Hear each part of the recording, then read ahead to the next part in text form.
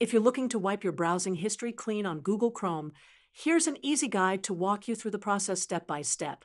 First things first, open up Google Chrome on your desktop. Just double-click that familiar Chrome icon.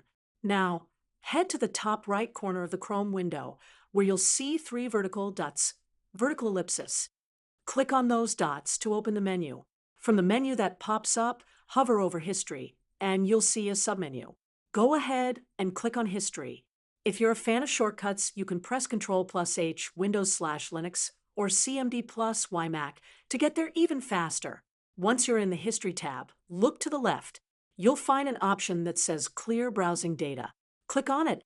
You can also skip a few clicks and press Ctrl+Shift+Delete Windows/Linux or CMD+Shift+Delete Mac to directly open the Clear Browsing Data menu. In the pop-up window, you'll see a drop-down menu labeled Time Range. To clear everything from your history, choose all time from that list. Make sure the box next to Browsing History is checked. You can also choose to remove other things like cookies and other site data, cached images and files and passwords, and other sign-in data if you want to go for a full reset. Once you've decided what to clear, hit the Clear Data button. And that's it.